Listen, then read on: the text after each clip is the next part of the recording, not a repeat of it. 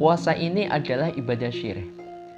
Ibadah yang tidak kelihatan, tapi mampu membentuk karakter atau kepribadian kita. Bahkan bisa menjadi bengkel hati kita selama kita hidup. Karena dengan puasa yang sudah disampaikan di ayat-ayat yang sudah menjadi populer di kalangan masyarakat, yaitu sebagaimana kamu akan bertakwa ketika kalian berpuasa, di ayat 183 di surat Al-Baqarah. Nah, makna bertakwa di sini sebagaimana yang kami sampaikan di YouTube berikutnya, ya. Inna akramakum indallahi atqakum. Maka orang yang mulia itu di sisi Allah mereka yang bertakwa. Nah, tentunya ketika bertakwa di sini, ya, mereka menjalankan perintahnya Allah dan menjauhi larangannya. Nah, dalam konsep bertakwa ini, ya, otomatis ada perbaikan dalam jiwa kita, perbaikan dalam kepribadian kita. Karena apa yang disampaikan, ya, yang disampaikan oleh salah satu ulama kita, yaitu oleh Sayyid Qutb dalam tafsir fi Zilalil Quran, beliau menyampaikan, apabila terjadi kerusakan pada suatu generasi manusia, maka untuk memperbaikannya itu bukan dengan memperketat aturan, bukan memperketat hukuman. Justru dengan memperketat aturan, memperketat hukuman, mereka akan semakin bergejolak. Tapi yang terpenting yang kita lakukan yaitu memperbaiki pendidikan dan hati mereka. Yang diperbaiki pendidikan dan hati mereka. Nah, berbicara dengan hati otomatis berbicara tentang ketakwaan. Berbicara tentang ketakwaan, maka berbicara bagaimana kita bisa mendekatkan diri dengan Sang Pencipta dan menjauhi larangannya. Nah, puasa ini salah satunya bagaimana untuk memperbaiki atau menjadi bengkel hati seseorang. Dalam konsep ini, bagaimana kita bisa memperbaiki diri kita, yaitu dengan kuwatul aqidah, yaitu memperkuat akidah kita, memperkuat keyakinan kita. Puasa itu ibadah yang sifatnya amaliyah, bukan sifatnya teori. Ketika hanya berbicara teori, tidak ada ilmu rasa di sini, ya. Yang ada ilmu akal. Ilmu akal itu belum bisa termanifestasikan oleh perilaku kita. Tapi kalau ibadah puasa bagian dari ilmu hati, maka bisa termanifestasikan oleh perilaku kita. Ada pembentukan karakter di sini. Ketika kita menjadi kuwatul aqidah, memperkuat akidah kita kepada Sang Pencipta. Di lain sisi, kita ada penguatan akidah dalam diri kita, yaitu ada konsep taqwiyatus silah billah. Apa itu konsepnya? Yaitu memperkuat hubungan kita dengan Allah. Kalau kita ingin memperbaiki atau menjadi bengkel hati kita dan bengkel perilaku kita. Karena pada dasarnya itu sumbernya dari hati. Pada dasarnya itu ilmu rasa, bukan ilmu akal.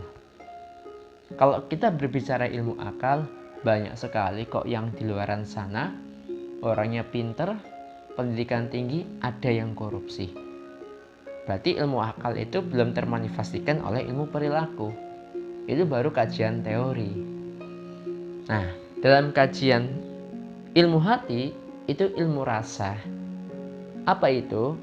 Ilmu kantilaku, ilmu yang diamalkan. Nah, disinilah akan menjadi nilai afektif, menjadi nilai memiliki kepribadian yang kita miliki nantinya. Karena ibadah puasa itu ibadah dalam bentuk pengamalan, ibadah syirik yang tidak kelihatan, bisa menjadi bengkel hati kita. Nah, selain taqwiyatus silah billah, yaitu memperkuat hubungan kita dengan Allah, membuat kita dekat dengan Allah dalam bentuk pengamalan tentunya, dalam bentuk ilmu rasa tentunya, ya, hubungan kita dengan Allah itu semakin dekat. Ada juga kita ada konsep taqwiyatus silah bainan nas, yaitu apa? Memperkuat hubungan dengan sesama manusia. Kenapa bisa dengan puasa itu kita bisa mempererat hubungan sesama manusia? Yaitu karena dengan puasa semua orang secara lahiriah mereka menahan diri. Yaitu dari hal-hal yang kelihatan ya, tidak makan, tidak minum ya, merasakan lapar tentunya, merasakan haus ya. Ketika semua orang merasakan hal sama, baik yang kaya maupun yang miskin, tentunya mereka ada satu rasa, satu visi, satu misi, ada satu rasa empati. Yang kaya juga akan merasakan ketika mereka jadi orang yang tidak punya dalam kondisi lapar ya. Tentunya kalau sudah merasakan hal yang seperti itu, ketika ada satu visi, satu misi, yang kaya bisa menghargai mereka yang maaf tanda kutip kurang mampu.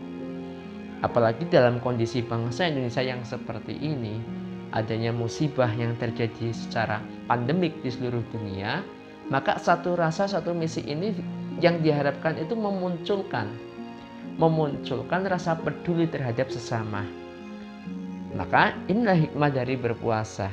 Taqwiyatut silah bainan nas, yaitu memperkuat hubungan kita dengan sesama. Tapi kalau memperkuat hubungan sesama ini belum muncul, maka dipertanyakan ya ibadah puasa kita dalam bentuk pengamalan yang bisa menjadi bengkel hati kita, yang bisa menjadi bengkel kepribadian kita.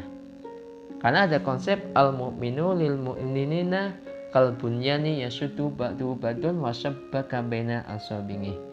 Jadi orang mukmin yang satu dengan mukmin lainnya ini bagaikan bangunan yang saling menguatkan. Itu yang disampaikan oleh Rasulullah. Ketika Rasulullah itu sambil menyilangkan jari-jarinya. Ketika saling menguatkan, tentunya kan sudah saya sampaikan ada satu visi, satu misi. Bagaimana untuk menguatkan hal itu? Dilatih dengan cara berpuasa. Maka disitulah ada bengkel hati, ada pembentukan karakter atau afektivitas kita, ya, afektif kita untuk membentuk kepribadian kita. Nah, yang terakhir itu ada konsep kuwatus sabat atau memperkokoh jiwa ketabahan.